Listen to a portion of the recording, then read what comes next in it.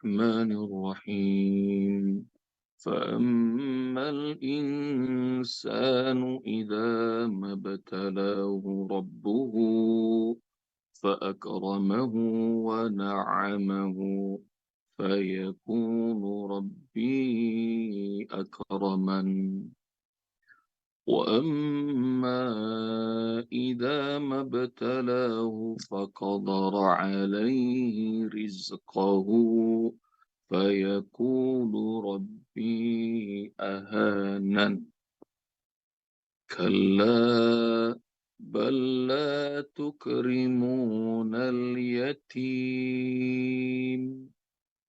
ولا تحاضون على طعام المسكين وتأكلون التراث أكلا لما وتحبون المال حبا جما فأما الإنسان adapun manusia idza mabtalahu rabbuhu fa akramahu wa na'ama kalau Allah mengujinya Allah muliakan dia Allah angkat derajatnya Allah beri nikmat yang banyak pada hidupnya maka fayaqulu rabbi akraman dia bakal bilang Allah memuliakan Allah sayang padaku وَأَمَّا إِذَا مَا ابْتَلَاهُ فَقَدَرَ عَلَيْهِ رِزْقَهُ tapi kalau Allah uji dia, Allah sempitkan rezekinya, dia berkata, فَيَكُونُ رَبِّي أَهَانًا Allah lagi hinakan aku. Manusia mengukur rahmat Allah, kasih sayang Allah, kebanyakan dari cuma duit aja. Kalau lagi lapang dia senang. Kalau rezekinya lagi sempit, dia kesal. Kalla balla tukrimuna al-yatim. Jangan itu, kata Allah. Itu kalian kurang bersyukur karena kalian nggak memuliakan yatim. Wala tahadduna ala ta'amil miskin. Karena kalian juga nggak saling mengajak untuk berbagi makan pada orang miskin. Watakuluna turasa aklan lamma kalau kalian dapat harta waris, kalian rakus, jatah saudaranya diambil dengan cara-cara yang tidak baik, dan ini nggak cuma sekali, sering banget terjadi. Saling menzolimi pada saudara sekandung, saudara sedarah. Wa tuhibbunal mala hubban jamma dan kalian cintanya kepada harta berlebihan. Maka 4 cara kasih tahu sama Allah Subhanahu wa taala supaya kita mengerti untuk menghargai nikmat Allah Subhanahu wa taala. Unzuru ila man huwa asfala minkum wa la tanzuru ila man huwa fawqakum li'alla tazdaru nikmatullahi alaikum. Lihatlah orang-orang yang ada di bawah kalian, kata Rasul. Jangan melulu lihat ke atas supaya kalian tidak meremehkan nikmat yang Allah berikan pada kalian. Jangan selalu melihat atas, lihat aja bawah. Ini udah dikasih PR belum? Hadis ini udah dicari belum? Lihatlah orang yang di bawah, jangan melulu lihat di atas. Supaya kalian tidak meremehkan nikmat yang Allah berikan pada kalian. Kalau belum pernah jadi PR, cari. Kalau sudah, alhamdulillah tinggal diapalin sama ayah bunda. Lihatlah orang-orang yang ada di bawah, jangan melulu lihat di atas. Kemarin sudah bicara tentang kalian gak memuliakan anak yatim sih, kata Allah. Nah sekarang kalian gak saling ngajak untuk berbagi makanan sama orang miskin. Karena sesungguhnya berbagi makanan kepada orang miskin itu nikmat. Ada orang yang dikasih sama Allah setiap hari makanan mewah. Kalau di rumahnya, kalau di kantornya, itu makanannya berlimpah-limpah. Kira-kira makanan hotel bintang 5 lah, dengan chef terbaik. Jadi kalau dia makan untuk dirinya dan keluarganya, atau di ruangan kerjanya, itu seperti restoran mewah tuh, makanan. Tapi seleranya nggak Allah hadirkan, nggak nikmat. Begitu diundang makan bersama anak-anak yatim di pesantren yatim, cuma pakai sayur asem sama ikan asin doang, malah nambah-nambah tuh orang. Kenapa Pak? Enak Pak Ustadz, enak katanya. Padahal kalau dia makan di rumahnya, dia makan di kantornya, Masya Allah, makanan berlimpah, enak-enak semua itu, dia males. Tapi kalau udah makan bersama orang-orang miskin, malah nambah-nambah. Berkah ada di situ. Seorang sahabat pengusaha punya kapal pesiar, suka keliling dunia dengan kapal pesiarnya. Hari itu nyampe di Maroko,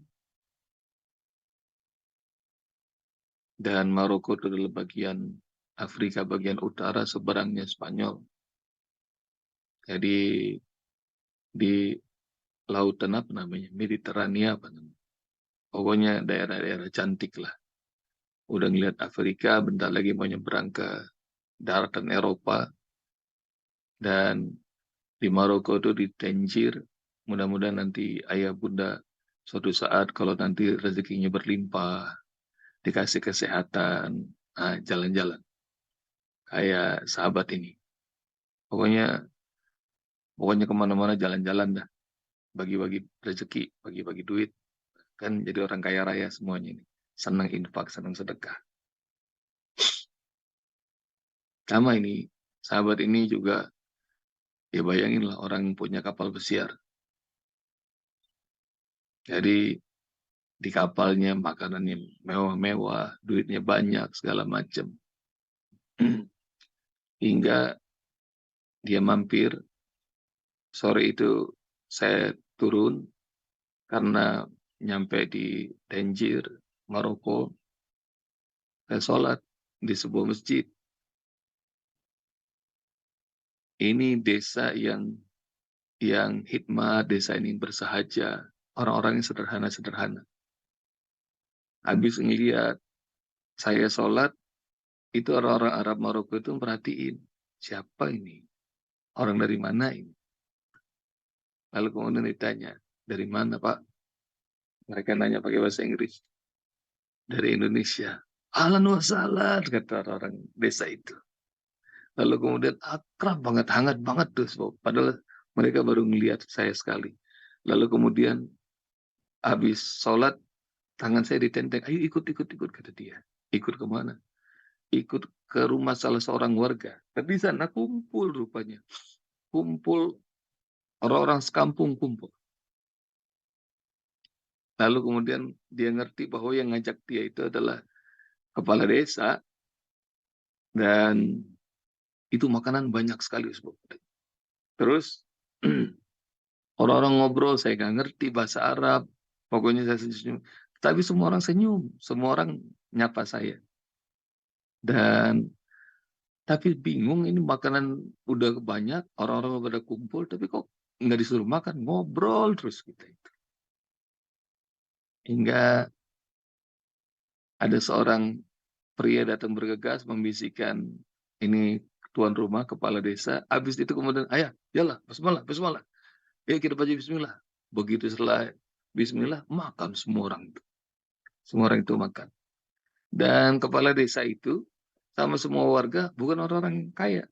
Orang-orang sederhana, rumahnya sederhana, makanan sederhana.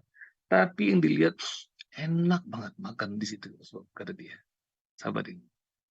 Lalu kemudian begitu selesai makan, saya tergerak, saya nanya, ini makan kayak begini apakah setiap hari? Iya, setiap hari. Apa Anda yang terus yang traktir seluruh orang begini? Enggak. Ini makanan semuanya kita kumpulin. Jadi warga ngumpulin. Jadi makan bareng-bareng setiap hari. Keren gitu desa ini. Terus saya mau nanya dong, tadi kok kita ngobrol lama banget, nggak mulai-mulai makan. Sebab apa ya? Tradisi ini sudah turun-temurun dari orang tua kami. Kita kalau makan sekampung bareng-bareng. Dan kita tidak akan mulai makan kecuali sudah kami pastikan semua orang, baik janda-janda, orang-orang miskin, anak-anak yatim, semuanya sudah kebagian makanan. Dan Allahu Akbar. Tadi orang yang ngasih tahu itu memberitahukan, sudah beres Pak, semuanya sudah kebagian, yuk kita makan. Demi Allah, kata sahabat ini, sebutlah namanya Andi. Saya pengen ngasih tahu bahwa umat yang paling kaya di muka bumi ini adalah umat Muhammad SAW yang berbagi makanan kepada sesamanya. Wala tahadduna ala ta'amil miskin.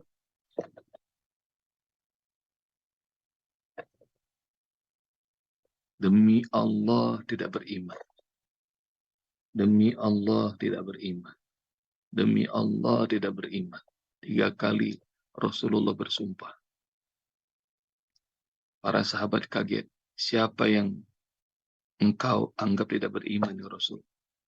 Man bata syabi'an, orang yang bisa tidur kekenyangan, wajaruhu ja'i, tapi dia tahu ada tetangganya kelaparan, dia nggak beriman, kata Rasul. Ayah bunda cari hadis ini. Demi Allah tidak beriman, orang yang bisa tidur lelap karena kenyang, sementara dia tahu ada tetangganya yang kelaparan. Demi Allah tidak beriman. Wala tahadduna ala ta'amil miskin.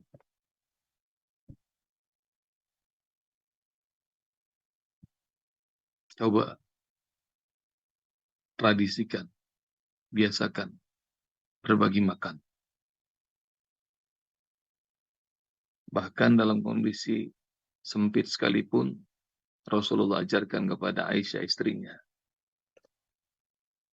kalau engkau memasak, maka perbanyaklah kuahnya. Bagikan kepada tetangga-tetangga. Dari kalau lauknya banyak, bagiin, alhamdulillah. Kalau lauknya cuma sedikit, kuahnya banyak. Bagiin. Nanti ayah bunda bakal ngerasain nikmatnya. Nikmatnya berbagi. Sahabat saya, almarhum Yuli Pujihardi. Kawan di Dompet Duafa dulu. Biasanya jam segini ini, semua orang sedunia, 5:30 nih, udah sibuk. Yuli bekerja, istrinya bekerja, 2 anaknya sekolah, jam 5:30 mereka lagi sarapan, pagi-pagi. Tiba-tiba bel rumah berbunyi, istrinya keluar, lalu buka pintu, rupanya tetangganya. Pak Yuli ada Bu? Ada Mak, masuk Bu, masuk. Mereka lagi bergegas sarapan nih, mau berangkat kerja karena mereka tinggal di Tangerang Selatan yang macet banget tuh. Lalu kemudian istrinya memberitahu Yuli, Pak ada tetangga kita mau ketemu. Maka dia taruh sendoknya, dia ketemu sama tetangganya. Ada apa Bu? Yuli ditemenin sama istrinya, nemu ibunya. Lalu kemudian dikeluarin dari kresek Ustaz,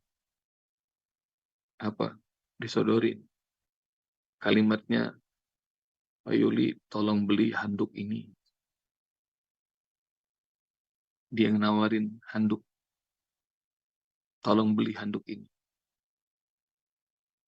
Yang membuat dan istri saya dan diri saya kaget, sebab katanya, itu handuknya yang dia mau jual, nggak baru, handuk bekas. Tuk, kaget tuh Yuli.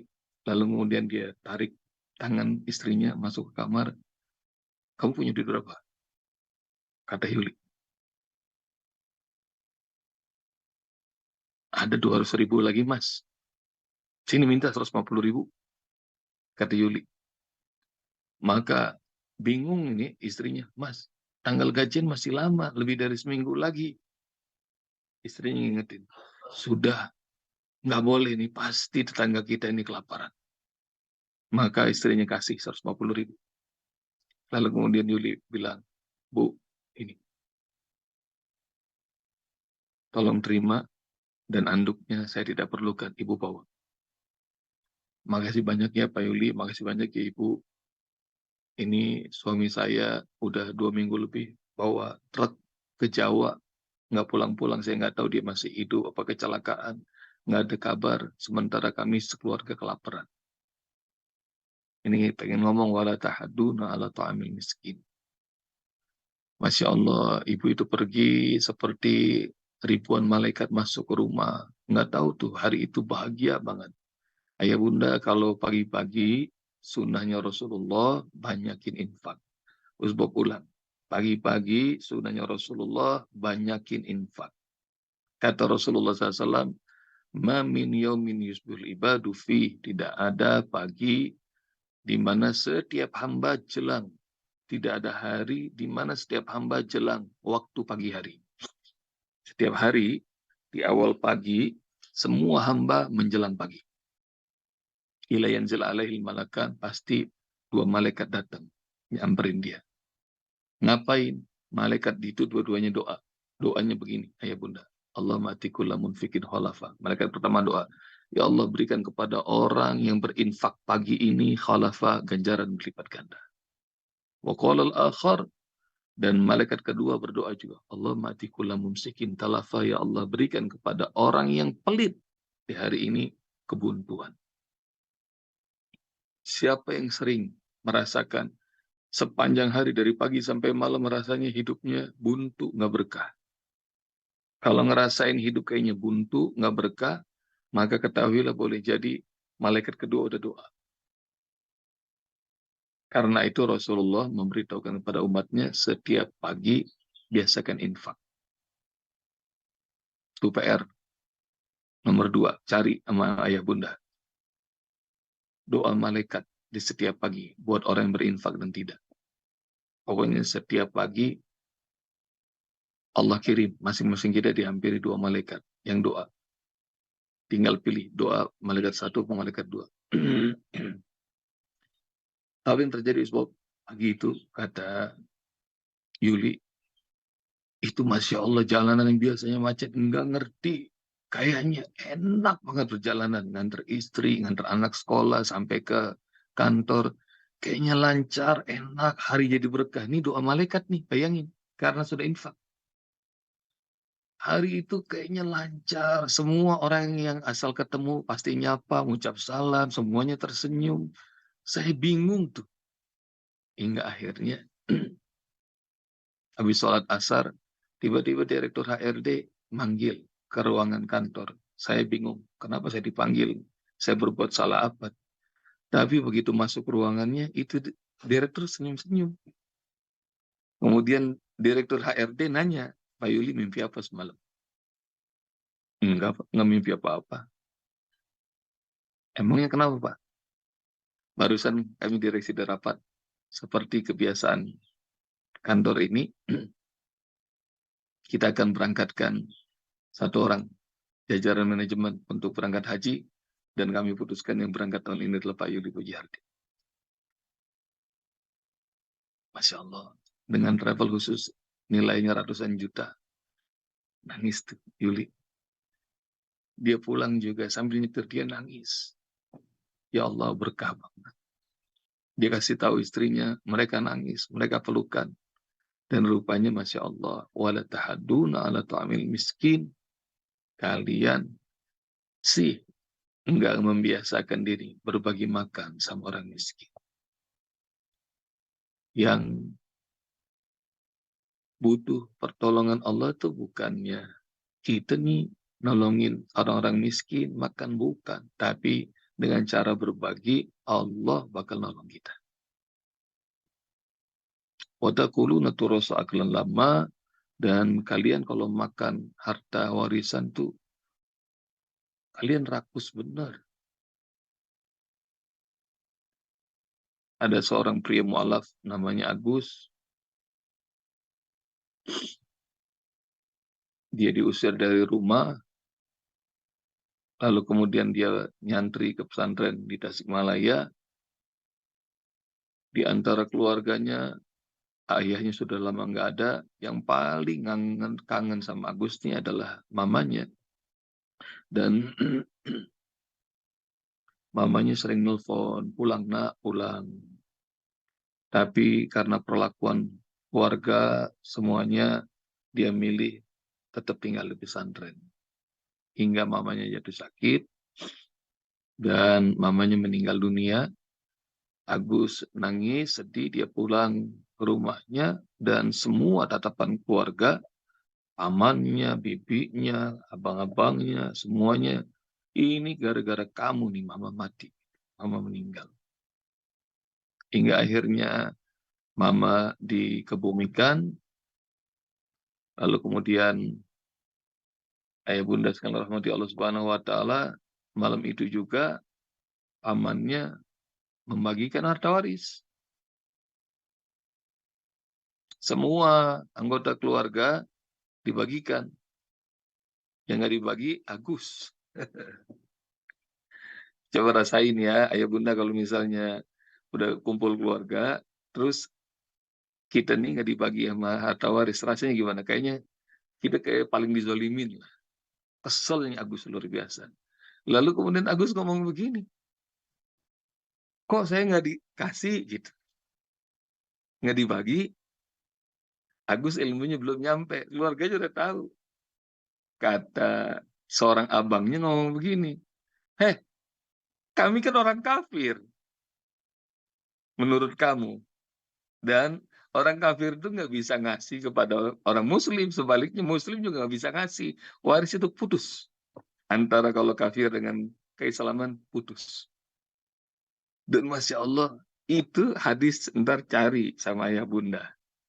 Benar nggak? La yarisul muslimu al-kafira wa la yarisul kafir muslim. Kata Rasul, benar itu. Orang muslim nggak mau warisi dari orang kafir juga nggak warisi dari orang muslim. Ntar cari ya, PR nomor 3 tuh. Supaya kalau misalnya ada yang mu'alaf, jangan sedih kalau nggak kebagian. Jangan sedih. Tapi Agus ngerasa dizolimin. Malam itu juga, nggak pakai nunggu lagi, dia pulang ke Tasik, ke pesantren. Hari itu, hari Senin, di mana satu pesantren puasa. Dan ayah bunda sekalian rahmati Allah Subhanahu wa taala, Agus panjang jalan kesel, dia mau kasih tahu, dia mau curhat sama Kiai tentang kezaliman keluarganya. Lalu begitu dia cium tangan sama Kiai, gimana Gus? Udah selesai, ituin ibu, udah Pak Kiai saya mau sana dulu ke dapur, sarapan, kata Kiai. Agus kaget, nah ini kan hari puasa nih, di pesantren kok saya disuruh makan sama Kiai. Tapi karena dia tahu adab pesantren, nggak boleh nolak kalau Kiai nyuruh. Maka dia pergi ke dapur, dia makan, lalu kemudian setelah makan dia cuci piring, dia taruh lagi. Lalu kemudian dia datang lagi ke Kiai, dia pengen ngomong. Begitu dia ngangkat kepala, Pak Kiai yang lagi zikir, kemudian natap wajah Agus, gimana Gus? Udah sarapan? Udah.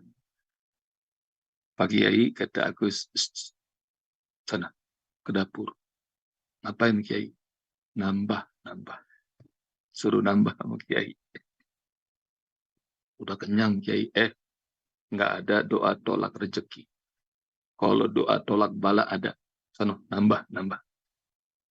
Maka dia tahu adabnya. Nggak boleh bantah kiai. Dia pergi lagi ke dapur, ayah bunda, dia makan piring kedua, padahal dia udah kenyang. Dia cuci piring, dia taruh, dia balik lagi, pengen ngadep ke kiai. Lalu kemudian, begitu dia udah dekat duduk sama Pak Kiai, Gus, kata Kiai, saya mau bicara, dapur, nambah lagi, kata Pak Kiai. Disuruh nambah lagi. Lalu kemudian Agus ngomong gini nih, dia tunjukin, Pak Kiai, saya udah kenyang. Nggak mungkin kuat makan 3 piring. Kata Agus kepada kiainya. Masya Allah. Kiainya senyum, kiainya ngomong gini, Gus, kalau piring ketiga aja nggak bisa masuk ke perut kamu, nggak usah cerita tentang harta waris.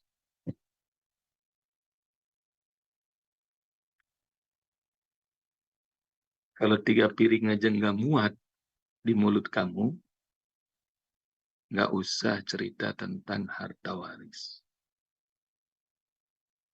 Itu yang disebut sama Allah, wa ta'kuluna turasa aklan lama. Jangan sampai permusuhan gara-gara harta waris terjadi. Perpecahan terjadi. Hanya gara-gara kita rakus sama harta waris. Utuhibbunal mala hubban jamma. Kalian nggak ngerasain ridhonya Allah, rahmat Allah, karena kalian terlalu cinta sama harta. Ya bunda, kalau bener-beneran cinta sama harta, lebih bagus hartanya dititipin aja sama Allah. Nggak usah dikumpul-kumpulin buat anak cucu. Karena banyak orang-orang yang ngumpulin buat anak cucu, ntar malah jadi racun buat anak cucu.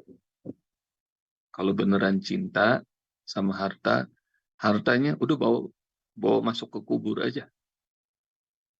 Maknanya beneran ntar dibawa ke dalam kubur. Enggak, maksudnya banyakin sedekah, infak, wakaf, ibadah dengan harta. Nah itu yang kalau cinta sebenarnya kepada harta begitu.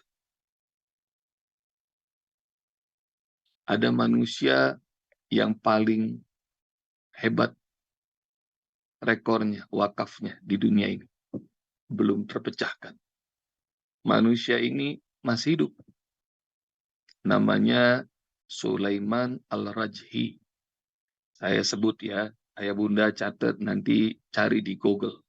Sulaiman Al-Rajhi. Termasuk orang terkaya dunia.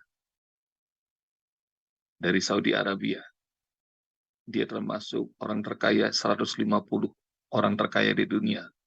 Menurut majalah Forbes. Tulisan Forbes. Sulaiman Al-Rajhi ini megang rekor manusia dengan wakaf terbesar di dunia. Kalau ayah bunda tahu, kalau buka puasa di Masjidil Haram, Masjid Nabawi, orang-orang bagi makanan korma segala macam. Nah kormanya itu adalah wakaf terbesar di dunia milik Sulaiman Al-Rajhi. Lebih dari 20 hektar perkebunan kurma dia wakafkan buat Masjidil Haram, Masjid Nabawi. Dan Usbob tahu dari mana dia ini wakaf terbesar di dunia. Seorang reporter nanya, dan saya tonton itu beritanya. Syekh, berapa wakaf yang kau berikan di jalan Allah? Enggak. Enggak mau saya sebutin. Syekh, penting supaya orang-orang ke depan bisa memecahkan rekor kamu. Berapa wakaf yang kau berikan di jalan Allah? Sulaiman Al-Rajhi ngomong begini. Dengerin ayah bunda. Awalnya saya tidak mau cerita, tapi karena mudah-mudahan ini jadi pelajaran buat orang banyak, wakaf saya di jalan Allah belum seberapa. Yang saya berikan 60 miliar rial Saudi Arabia. Saya ulang, 60 miliar rial Saudi Arabia. Ayah bunda, sekarang 1 rialnya 4 ribuan. Kalau 60 miliar berarti berapa duit tuh? yang diwakafkan di jalan Allah. Kalau 60 miliar kali 4.000 kira-kira 240 triliun. Bunda. 240 triliun dia wakafin semua hartanya di jalan Allah. Mudah-mudahan suatu saat rekor itu pecah. Oleh siapa? Oleh Bobby Herwibowo. Nah, amin. Amin dong. Insya Allah. Mudah-mudahan juga rekor itu dipecahin sama salah seorang di antara kita. 240 triliun diwakafkan di jalan Allah. Lalu kemudian ditanya sama reporternya, yang kau sisakan buat anak-anak keturunanmu berapa, Syekh? Kata, aku tidak sisakan harta buat mereka. Yang aku berikan adalah ilmu pengetahuan. Biar anak-anakku menjadi orang-orang hebat. Dulu aku miskin, aku berharap anak-anakku tidak teracuni dengan harta yang banyak, karena aku cinta harta itu, aku akan bawa menghadap Allah Subhanahu wa taala. Lihat, wa tuhibbunal malahu panjama. Hartanya dia bawa ngadep Allah. Nah, itu cinta sama Allah. Sama juga kalau kalian tahu manusia, salah satu manusia terkaya di dunia ini namanya Warren Buffett. Warren Buffett kekayaannya itu 100 billion dolar. Jadi udah ribu-ribuan triliun. Tapi lebih dari 95% dia wakafin. Kemana? Ke Bill Gates Foundation. Dia wakafin. Kasih manaknya? Enggak. Uangnya udah terlalu banyak. Jadi dia pengen juga tuh. Jadi orang kalau sudah sampai tahap yang amat kaya, mereka cinta, mereka tahu, mereka bawa tuh menghadap Tuhan, menghadap Allah. Itu ya, ya Bunda. Lagi-lagi ini panjang banget nih. Mohon maaf. Dan Allah pengen ngasih tahu kepada kita nih 4 cara supaya kita selalu menghargai rahmat Allah Subhanahu wa taala. 1, sayang sama anak yatim. 2, berbagi makan sama orang miskin. 3, harta waris jangan terlalu serakah berebutan. Yang keempat, jangan terlalu cinta sama harta. Semoga Allah Subhanahu wa taala rahmati kita, dan jazakumullah ya Bunda. Sampai jumpa lagi insyaallah. Assalamualaikum warahmatullahi wabarakatuh.